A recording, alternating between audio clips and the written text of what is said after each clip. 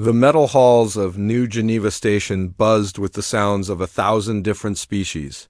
Traders from across the galaxy filled the corridors, their voices mixing into a strange symphony of clicks, growls, and whistles. The massive space station floated in the darkness between star systems, a meeting place where aliens from every corner of the universe came to buy, sell, and make deals.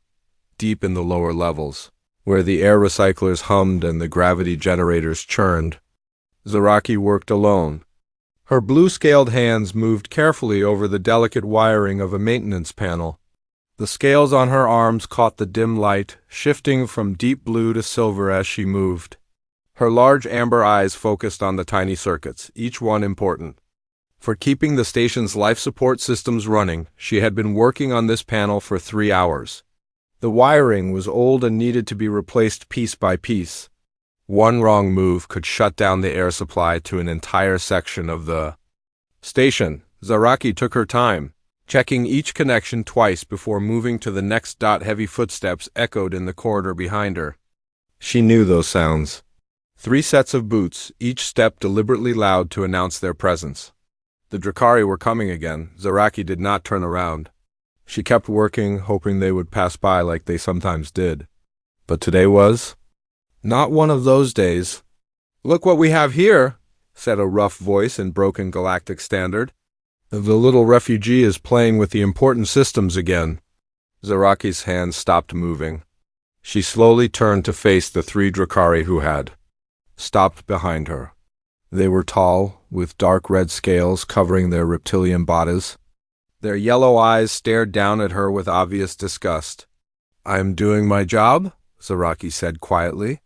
Her voice carried a slight accent, the result of learning galactic standard only 2 years ago. "The station needs these repairs." The largest Drakari, whose name was Orcs, stepped closer. "Your job? You think you deserve a job here? Your people are nothing but refugees, homeless, worthless." "My people are dead," Zaraki replied, still keeping her voice low. "That does not make me worthless." Orcs laughed, a harsh sound like rocks grinding together. "Dead because they were weak. Dead because they could not protect their own planet. And now you live here like a parasite, taking work from real species." The other 2 Drakari moved to flank Zaraki. She was trapped between them and the wall. This had happened before, many times. She knew what would come next. "Maybe we should help you understand your place," Korek said. He reached into his belt and pulled out a small container. Inside was a thick green liquid that smelled terrible. "This is coolant fluid. Very expensive, very hard to replace." Zaraki's eyes widened. "Please do not do this. I have spent weeks calibrating those circuits. If you damage them, it will take months to repair." "Months?" Korex grinned, showing rows of sharp teeth. "Good. That means you will be busy." "Too busy to take jobs from others." He raised the container. Above her toolkit, the green liquid would destroy everything, all the delicate instruments she needed to do her work. Without her tools, she could not do her job. Without her job, she could not afford food or a place to sleep. "Stop," said a new voice. All 4 of them turned to see a human standing at the end of the corridor. He was tall, but not as tall as the Drakari. His brown hair was messy from working in the tight spaces of the station's systems. His clothes were covered in grease and metal dust. In his hand, he carried a plasma torch, the kind used for cutting through thick metal. "This does not concern you, human," Korek said. "Walk away." The human did not walk away. Instead, he stepped closer. "I am Jake Mitchell, chief engineer for this section. Everything that happens to the maintenance equipment in this section concerns me." "She is not equipment," one of the other Drakari said. "She's just a refugee. She is a technician," Jake said. "And those are station tools you are about to damage." "Station property? That makes this my business?" Korex looked at the plasma torch in Jake's hand. The tool was not a weapon, but it could cut through Drakari scales just as easily as it could cut through metal. "You would threaten us over this." "Worthless creature?" "I would protect station property from vandalism," Jake replied. His voice was calm, but his grip on the torch was steady. And I would protect any member of my maintenance team from harassment. Your maintenance team? Korax laughed again. You claim this refugee as part of your team? Zaraki has been working in this section for 6 months, Jake said. She has never missed a day. She has never made a mistake. She fixes problems that others cannot fix. Yes, she is part of my team. The three Drakari looked at each other. They had not expected this. In their culture, no one would risk conflict to protect someone from a weaker species. They did not understand why a human would do such a thing. You make a mistake, human, Korax said. We will remember this. So will I, Jake replied. The Drakari stood there for a moment longer, then slowly backed away. Korax put the coolant fluid back in his belt. This is not over, he said to Zaraki. We will finish this conversation later. They walked away, their heavy boots echoing in the corridor until the sound faded completely. Zaraki remained pressed against the wall, her amber eyes wide with surprise. No one had ever stood up for her before. Not since arriving at the station? Not since her homeworld had been destroyed. Are you hurt? Jake asked, putting the plasma torch back on his belt. No, Zaraki said softly. I am not hurt, but you... Why did you do that? Jake looked confused by the question. Do what? Help. Me. Protect me. You do not know me. I'm not even human. You do not have to be human for me to help you, Jake said. You were in trouble. Those three were going to destroy your tools and probably hurt you too. That is not right. But I'm just a refugee, Zaraki said, repeating the words she had heard so many times. My people are gone. My planet is gone. I have nothing to offer. That is not true, Jake said. I have been watching your work. You're better with biocircuits than anyone else on this station. The repairs you make last longer than anyone else's. You understand systems in ways that others do not. Zaraki looked down at her hands. My people were good with living systems. We grew our technology instead of building it. But that knowledge means nothing now. It means everything, Jake said. The station's biosystems are always breaking down because no one really understands them. We just replace parts and hope they work. But you actually know how to fix them properly. You really think so? I know so. I have been an engineer for 15 years. I know good work when I see it. For the first time in months, Zaraki smiled. It was a small smile, but it was real. Thank you, she said, for helping me, for believing in me. You do not need to thank me, Jake said, but you should be careful. Those three will not forget what happened here. They will try again. No, Zaraki said. They always do. Well, next time you will not be alone, Jake said. I work in this section every day. If they cause trouble, you come find me. You would help me again? Of course I would help you again. That is what teammates do. Zaraki had never had a teammate before. The idea felt strange and wonderful at the same time. I would like that very much. Jake nodded and started to walk away. Then he stopped and turned back. By the way, what is your name? I mean, your real name, not just the one on the work roster. Zaraki, she said. It means one who fixes broken things in my language. That is a good name, Jake said. It fits you perfectly. As Jake walked away, Zaraki turned back to her work. But for the first time in months, she was not working alone. She had a teammate now, someone who believed in her worth. Someone who saw her as more than just a refugee. The circuit seemed easier to work with now. Her hands moved with more confidence. Maybe, just maybe, things were about to change for the better. The next morning, Jake arrived at his workstation to find Zaraki already there. She was kneeling beside a damaged power coupling, her tools spread out around her in perfect order.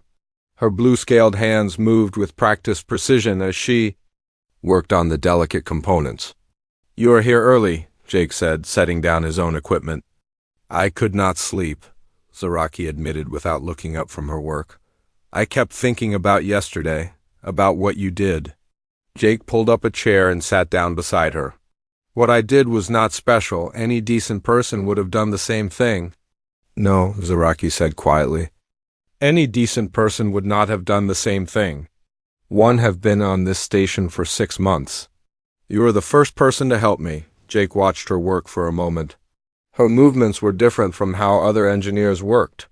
Where others used force and standard procedures, she seemed to understand what each component needed. Her touch was gentle, almost like she was communicating with the machines. How do you do that? Jake asked. Do what? Work with the systems like that. You make it look easy, but I know those biocircuits are complicated. Most engineers just replace them when they break. Zaraki paused in her work. My people did not build things the way others do. We grew them. Our technology was alive in a way. It could think and adapt and heal itself. To work with living systems, you must understand them, not just command them. Your homeworld had living technology? Yes, our cities were grown from special trees. Our ships were bred from creatures that could survive in space. Our computers were made from coral that could process information faster than any metal machine. Her voice grew sad. All of it is gone now. Jake had heard about the destruction of the Veltharian homeworld, but only the basic facts. A mining accident, they said. An entire planet made uninhabitable in a single day. What really happened to your world? Zaraki stopped working completely. She sat back on her heels and looked at Jake with her large amber eyes. You really want to know? Only if you want to tell me. The Galactic Trade Consortium came to our world 5 years ago.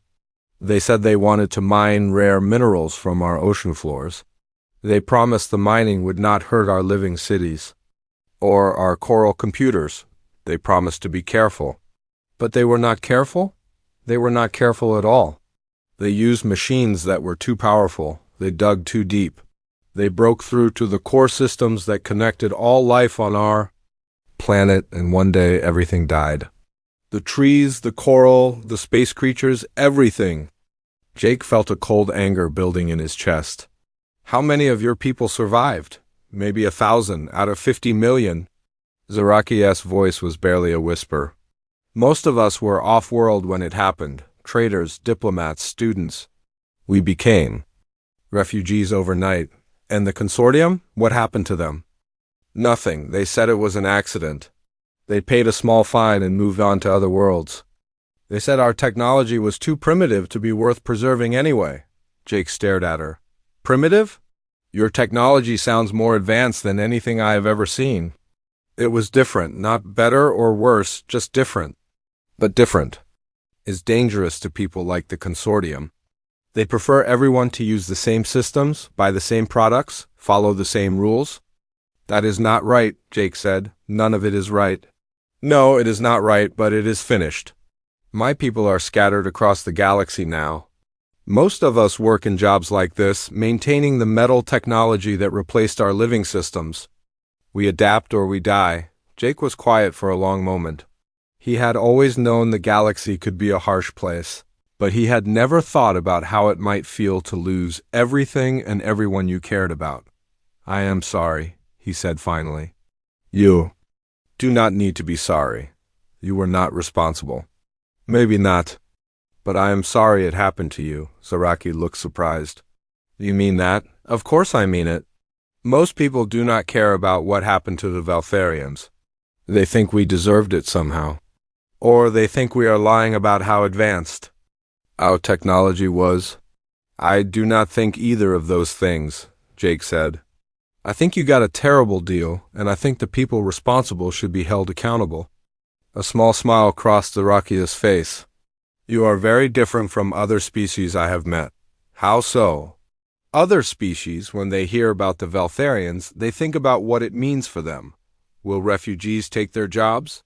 Will we cause trouble? Will we make demands? But humans, you think about what it means for us, what we lost, what we feel. Jake thought about that. Maybe that is just how humans are built. We have been refugees ourselves many times in our history.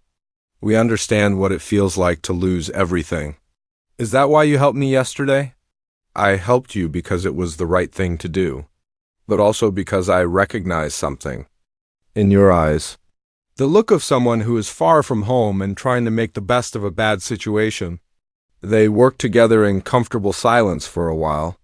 Jake found himself learning from Zaraki's techniques. She showed him how to read. The subtle signs that indicated when a biocircuit was about to fail, and how to adjust the connections to make them last longer. You could teach classes on this, Jake said as she finished repairing a particularly complex component. No one would come. People do not want to learn Valtharian methods. They want to pretend we never existed. That is their loss. Their conversation was interrupted by the sound of footsteps. Jake looked up to see 3 security officers approaching. They were Corvin, a species known for their rigid military discipline and their dislike of disorder. The lead officer, whose name badge read Captain Vex, stopped in front of them. "Engineer Mitchell," Captain Vex said in a clipped, formal tone, "we need to speak with you." Jake stood up. "What about?" "There was an incident reported yesterday. 3 Drakari citizens claim you threatened them with a plasma torch." Jake glanced at Zaraki, who had gone very still. "I did not threaten anyone. I prevented an act of vandalism against station property." "That is not how they tell the story. They say you attacked them without provocation while they were having a peaceful conversation with the Valtharian female. That is not what happened. The Drakari are respected traders with significant business interests on this station. The Valtharian is a refugee with no status. Whose word do you think carries more weight?" Jake felt his anger rising. "The truth should carry the most weight. The truth is what the evidence supports. And the evidence is 3 witnesses against." 1. 2 witnesses, Zaraki said quietly, standing up. "I was there. I saw what happened." Captain Vex looked at her with obvious disdain. "Your testimony is not reliable. Refugees often lie to protect those who help them. I am not lying. That is what all liars say." Captain Vex turned back to Jake. "You are being placed on administrative notice. Any further incidents involving you and non-human disputes will result in disciplinary action. Do you understand?" "I understand that you are more interested in protecting bullies than victims. I am interested in maintaining order on this station. Order requires that everyone stay in their proper place. The Drakari know their place, the Valtharian needs to learn hers, and you need to learn yours." Captain Vex and his officers walked away, leaving Jake and Zaraki alone again. "I am sorry," Zaraki said. "I should not have spoken. I made things worse for you." "You did not make anything worse. You told the truth." "The truth does not matter here. Captain Vex is right about one thing. I have no status, no power, no influence. My word means nothing. Your word means something to me." "That is very kind, but it will not help if they decide to punish you for helping me." Jake looked at her for a long moment. "Are you asking me to stop helping you?" "I am giving you a chance to walk away before this gets worse. The Drakari will not forgive what you did. The security forces will not protect you. Other species will think you are weak for defending a refugee. You could lose your job, your reputation, everything. And if I walk away, what happens to you?" The same thing that was happening before. I work alone. I keep my head down. I try to survive. That is not good enough. It is realistic. Maybe, but I am not interested in being realistic. I am interested in being right. Zaraki stared at him. "You really mean that? You would risk everything for someone you barely know?" "I know enough. I know you are a good person who deserves better than what you have been given. I know you have skills and knowledge that could help everyone on this station if they were smart enough to listen. And I know that walking away from you would be the worst kind of cowardice. You could get hurt. I could get hurt crossing the street. That does not mean I should stay inside forever. This is different. This is dangerous. Yes, it is dangerous. But some things are worth the risk." Zaraki looked down at her hands. "I do not understand humans. Your species makes no sense to me." "What do you mean?" "Other species, they follow patterns. They protect their own kind. They seek advantage. They avoid unnecessary conflict. But humans, you do things that make no logical sense. You help people who cannot help you back. You take risks for principles instead of profits. You choose to do right even when it costs you. Is that bad?" No, it is wonderful. It is also terrifying, Jake laughed. Why terrifying? Because it means I am not alone anymore. And I had gotten used to being alone. Now I have to remember what it feels like to have someone. 3 days after the meeting with Captain Vex, Jake noticed that things were getting worse for both of them. His work assignments had become more difficult and were often in the most dangerous parts of the station. His tools went missing. His reports were questioned and rejected for minor errors that had never mattered before, but it was Zaraki who suffered the most. The harassment that had been limited to the Drakari now included other species.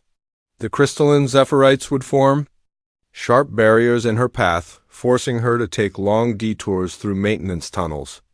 The gas-based nebulans would release foul-smelling clouds when she passed, making it hard for her to breathe. Even the usually peaceful Aquarians refused to serve her in the station's shops and restaurants. Jake found her one morning sitting on the floor of a supply closet, eating a nutrition bar that was 3 days past its expiration date. "Why are you eating in here?" he asked. "The cafeteria will not serve me anymore," Zaraki said quietly. "The shops will not sell me food. This is all I could find." Jake felt anger rise in his chest. That is illegal.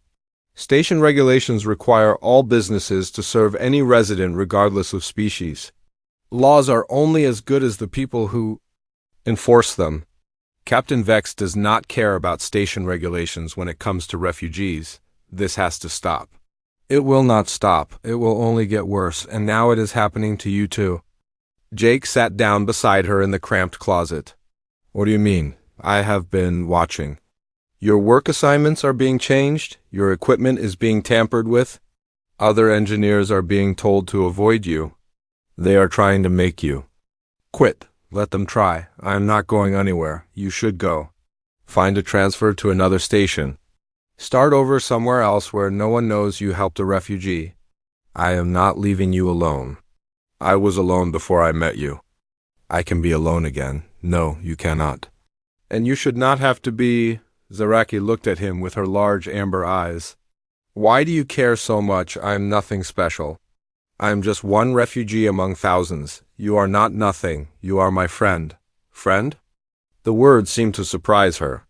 "I do not think I have ever had a friend before." "Well, you have one now. And friends do not abandon each other when things get tough." They sat in silence for a moment. Then Jake made a decision that would change everything. "Come with me," he said, standing up. "Where?" "To lunch. In the main cafeteria. Together." Zaraki's eyes widened. "Jake, no. That will make things worse for both of us." "Maybe, but hiding in closets is not making things better. Everyone will stare. They will whisper. They will think you are crazy for sitting with a refugee. Let them think what they want. I am tired of sneaking around. I am tired of pretending that what is happening to you is acceptable. It is not safe. Nothing is safe anymore. They are already trying to destroy both of our lives. At least this way, we face it together." Zaraki hesitated, then slowly stood up. "If you are sure."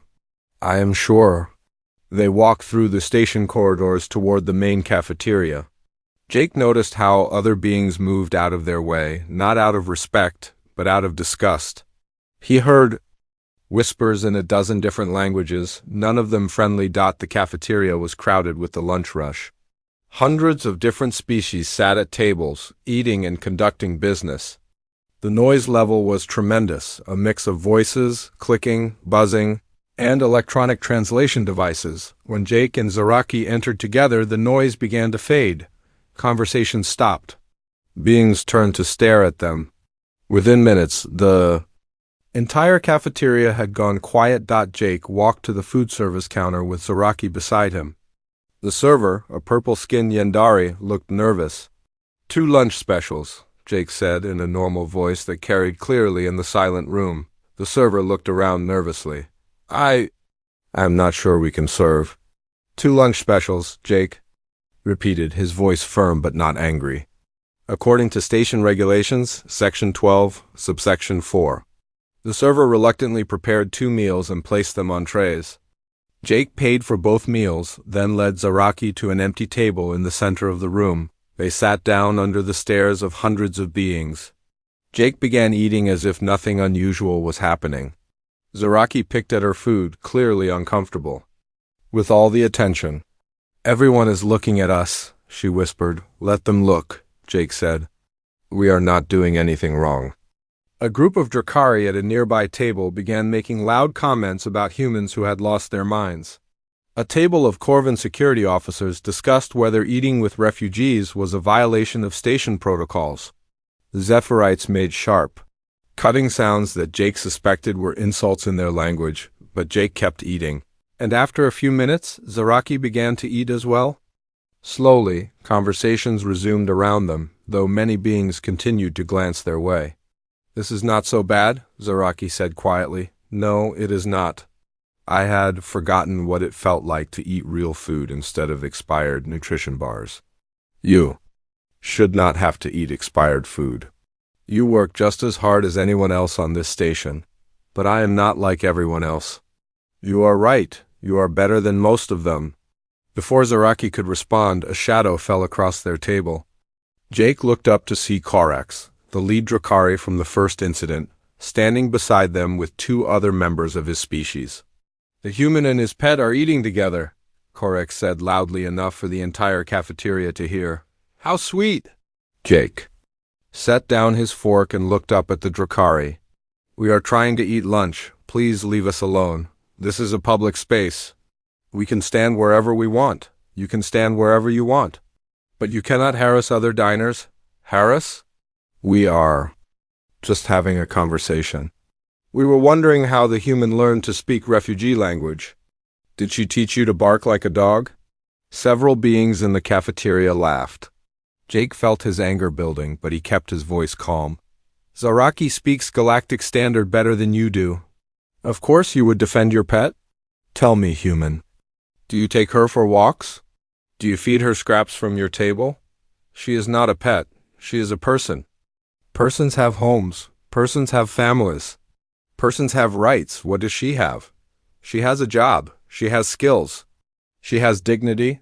"Dignity?" Korax laughed. "Refugees have no dignity. They are beggars living on the charity of better species. The only thing charitable about this station is that it allows bullies like you to walk around free." Korax's yellow eyes narrowed. "Careful, human. You are already in trouble with station security. One more incident and you will be looking for a new job. If standing up to bullies costs me my job, then I will find a better job. You think other stations will hire a human who causes trouble over refugees? Word travels fast in this business. Soon, no one will hire you. Maybe, but I will still be able to look at myself in the mirror. You humans are so stupid. You think being noble matters more than being practical. I think being decent matters more than being comfortable." Korax leaned closer. "Your decency will not save you when you are unemployed and homeless. Your principles will not feed you when no one will hire you. Your nobility will not protect you when you are alone and friendless." "I am not alone," Jake said.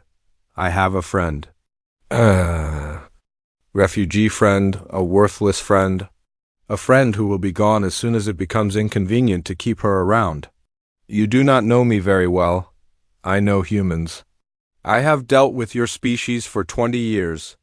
You are all the same. You make big speeches about justice and equality, but when things get difficult, you abandon your principles and save yourselves." Jake stood up from his chair. He was not as tall as Korax, but he did not back down. "You are wrong about humans. And you are wrong about me. We will see." Korax turned to look at Zaraki, who had remained silent throughout the confrontation. "Enjoy your protection while it lasts, refugee. Humans get bored easily. When the novelty wears off, he will abandon. You just like everyone else." Korax and his companions walked away, leaving Jake and Zaraki alone at their table. The cafeteria had gone quiet again during the confrontation, but now conversations slowly resumed. Jake sat back down, his hands shaking slightly from adrenaline. "I am sorry about that. You do not need to apologize. You defended me again, I wish I could do more than just defend you. I wish I could make all of this stop. You have already done more than anyone else ever has. You have treated me like a person instead of a problem. That is the minimum anyone should do. The minimum is more than most beings manage. Jake looked around the cafeteria. Many beings were still staring at them, but not all of the stares were hostile. Some seemed curious. A few seemed almost approving. Maybe we should do this more often, Jake said. Eat lunch together? Yes, show everyone that we are not ashamed of being friends. That could be dangerous. Everything worthwhile is dangerous. Zaraki smiled. You really are different from other species. Most beings would have given up by now. Most beings have never had a friend worth fighting for. Is that what you are doing? Fighting for me? I am fighting for both of us. And I am fighting for the idea that beings should be judged by their actions, not their species or their circumstances. That is a beautiful idea. It is a human idea. And I think it is worth defending. As they finished their lunch, Jake noticed something that gave him hope. At a table near the back of the cafeteria, a human woman was sitting with a group of mixed species, including 2 other refugees. The trouble started exactly 1 week after the cafeteria incident. Jake arrived at his quarters after a long day of work to find Zaraki waiting in the corridor outside his door. She was holding a small bag and looked frightened. They threw me out, she said quietly. Who threw you out? The housing office. They said my rental agreement was terminated for violating station conduct codes. Jake felt his anger flare. What conduct codes? They would not say.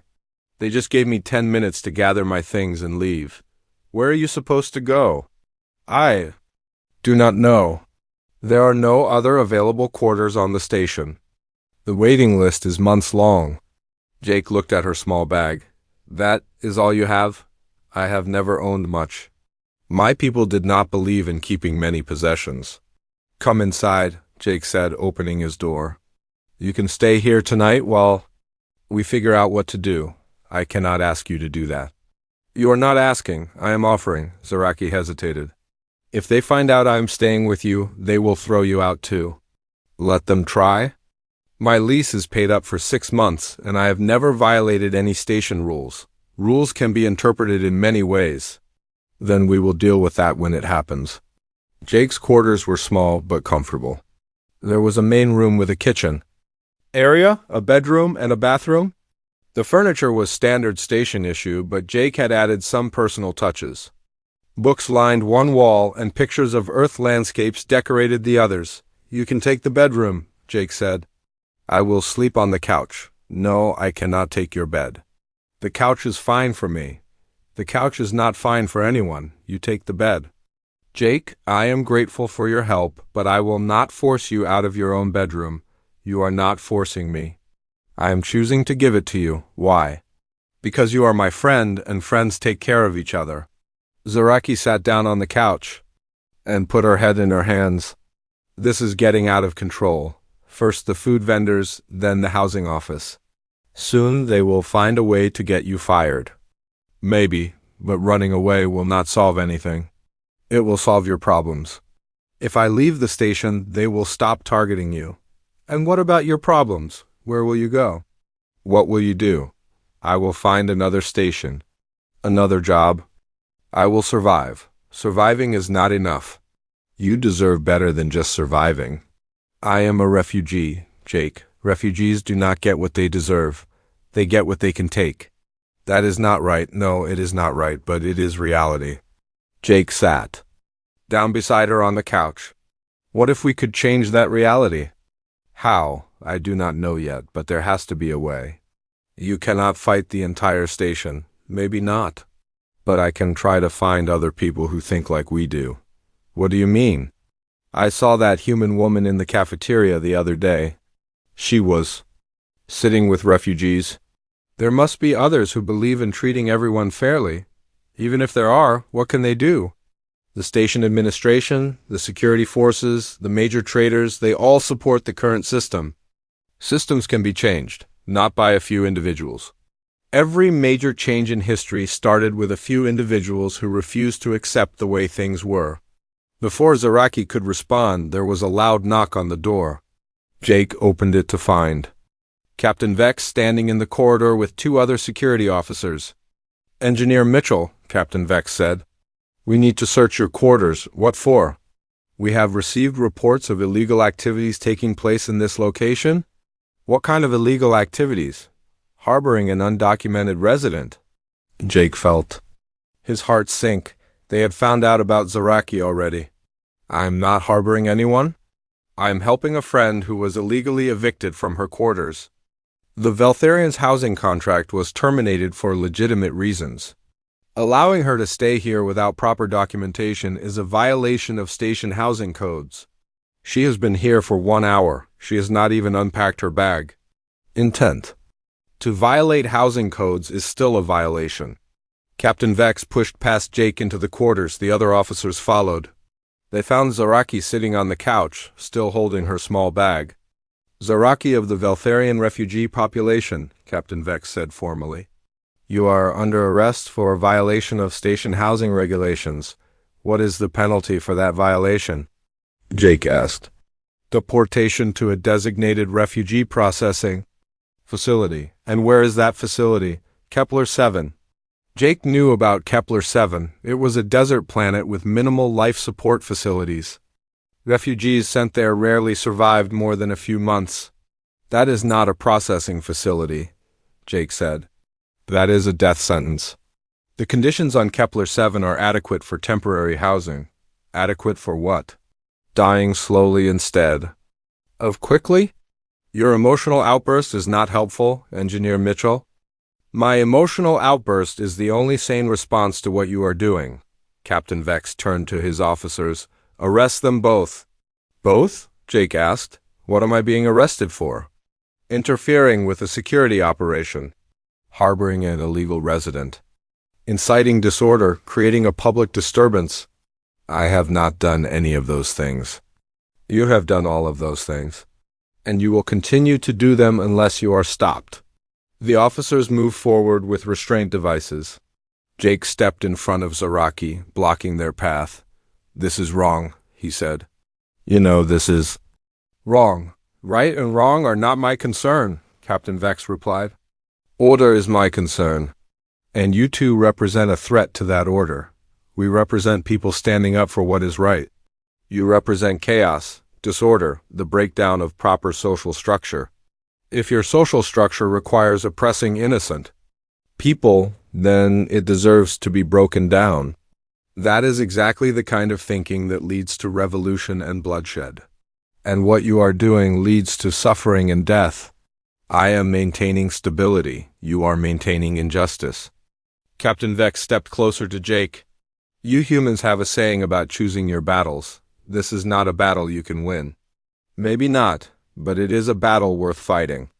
"Is it worth dying for? Is your order worth killing for?" They stared at each other for a long moment. Then Captain Vex nodded to his officers. "Take them both." As the officers moved forward, Jake made a decision that surprised everyone in the room.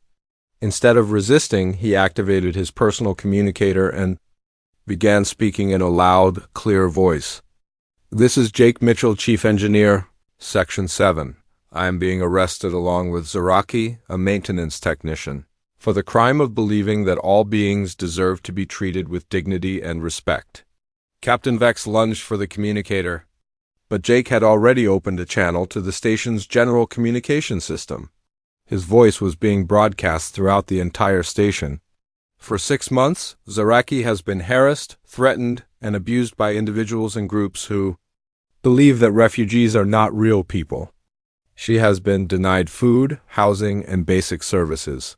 She has been targeted for violence and intimidation." "Shut that off!" Captain Vex shouted. "I am a human being, and I believe that how we treat the weakest among us shows who we really are. I believe that standing up for others, even when it costs us something, is what makes us civilized." One of the officers finally managed to grab the communicator and shut it off. But Jake's message had already been sent. Throughout the station, beings had heard his words. "You have made a serious mistake. Captain Vex said. The only mistake I made was waiting this long to speak up.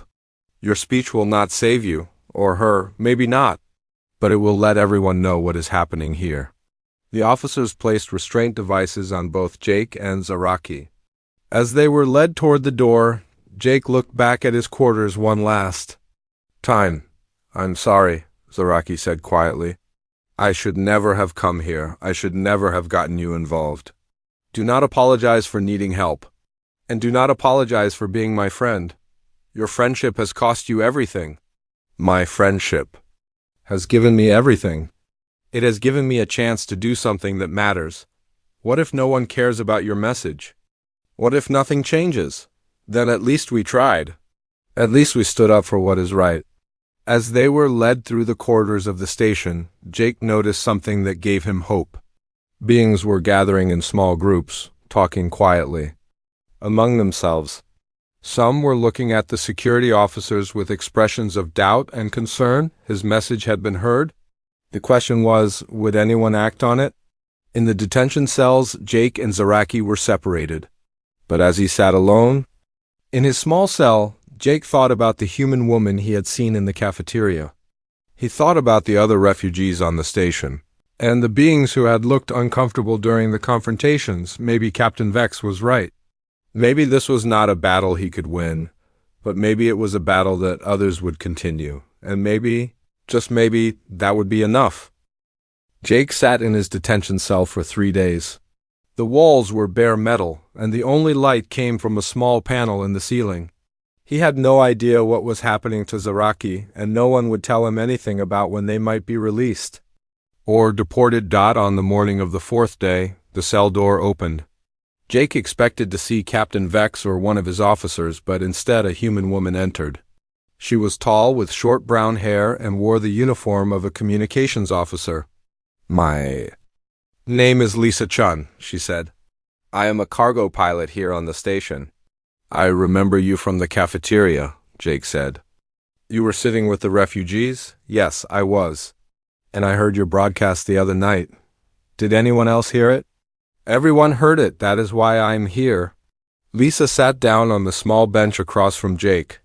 Your message did something I have never seen before on this station. It made people think. What do you mean?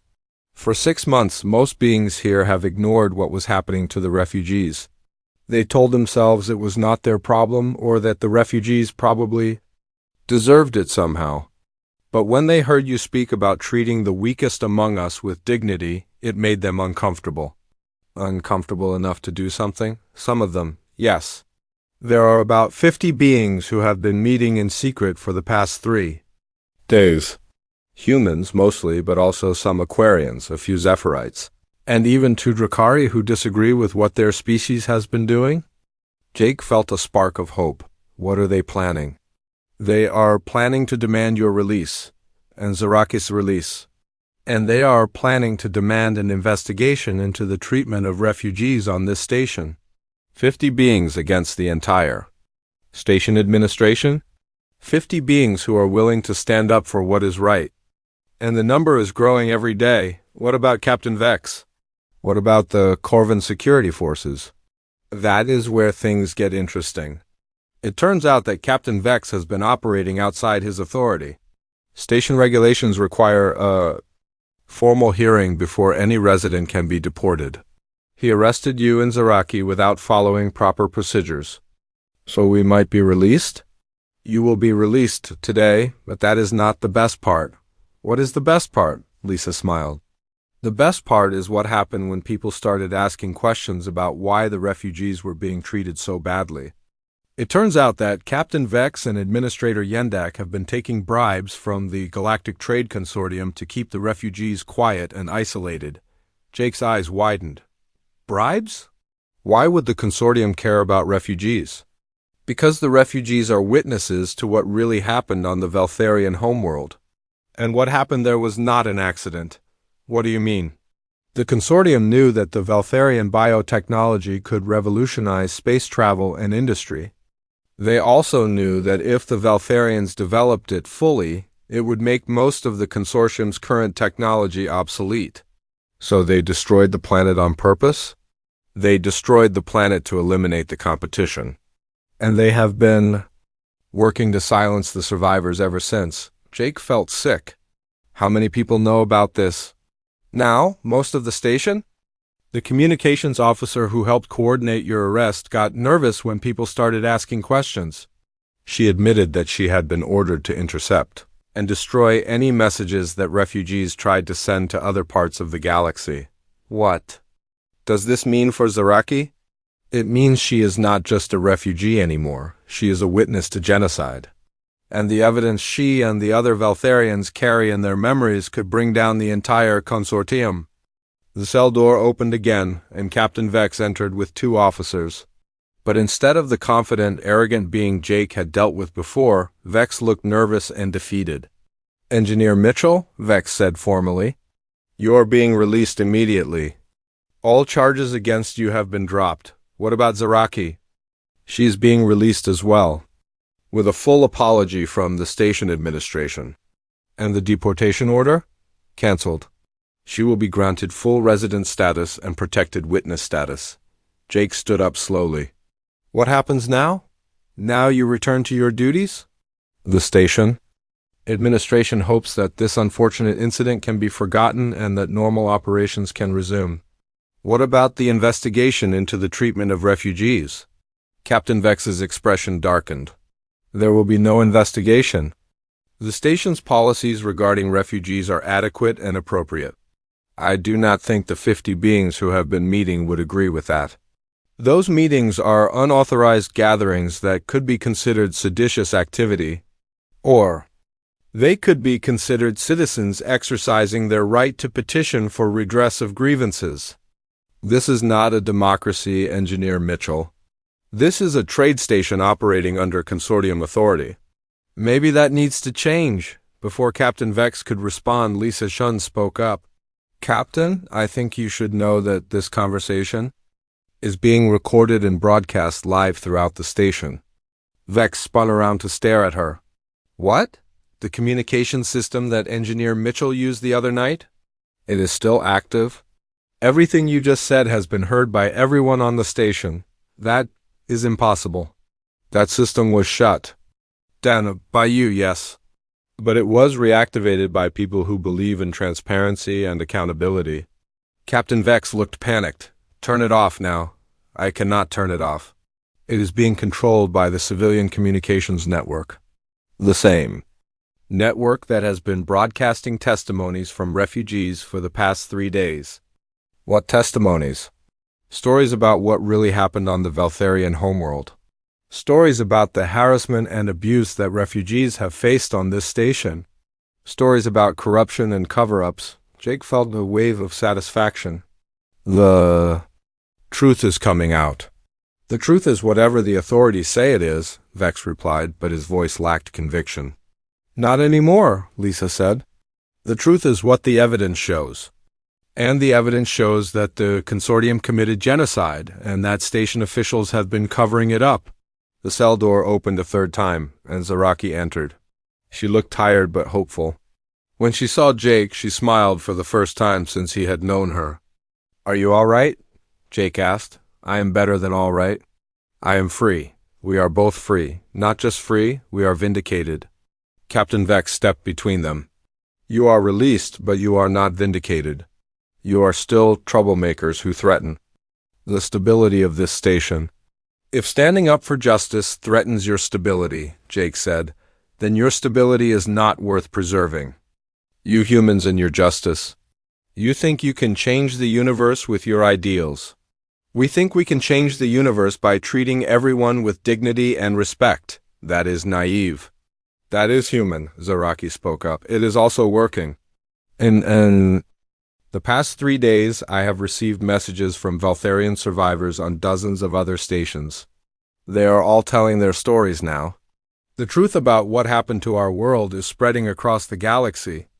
And it is not just the Valtharians, Lisa added. Refugees from other destroyed worlds are coming forward. The consortium's crimes are bigger than anyone imagined. Captain Vex looked defeated. None of this matters. The consortium is too powerful. They will find a way to silence everyone. Maybe, Jake said. But they will not silence us without a fight. And they will not silence us at all, Zaraki added, because we are not alone anymore. As they walked out of the detention area, Jake saw something that filled him with hope. The corridors were lined with beings of every species, all watching them pass. Some were clapping. Some were speaking words of encouragement. Some were crying, but all of them were paying attention. All of them were witnessing what was happening. "Look at that," Zaraki said softly. "What? All those beings? They are not afraid anymore. They are not pretending that this is not their problem. You are right. They are standing up. They are standing up because you showed them how." Jake looked around at the crowd. "I did not show them anything. I just did what any decent person would do. That is exactly what you showed them. You showed them that being decent is a choice. And that choosing to be decent, even when it is difficult, is what makes us worthy of respect. All of us? All of us. Regardless of species, regardless of circumstances, regardless of what others think." As they reached Jake's quarters, Zaraki turned to him. "What happens now? Now we go back to work. We fix the things that are broken. We help the beings who need help. We stand up for what is right. And if the consortium tries to stop us, then we stand up to them too. Together." 6 months later, New Geneva Station had become the first fully integrated station in the galaxy. Refugees from dozens of species worked alongside established residents. The consortium had been disbanded, and its leaders were on trial for crimes against entire civilizations. Jake and Zaraki still worked together in the engineering section. But now they were joined by dozens of other beings who had learned that diversity was not a weakness to be suppressed, but a strength to be celebrated. And when new refugees arrived at the station, they were welcomed by beings who understood that. How you treat the weakest among you shows who you really are. The alien girl was no longer harassed by everyone. She was protected by everyone. And the human who had stepped in to help her had shown the galaxy that sometimes doing the right thing is the most powerful force in the universe.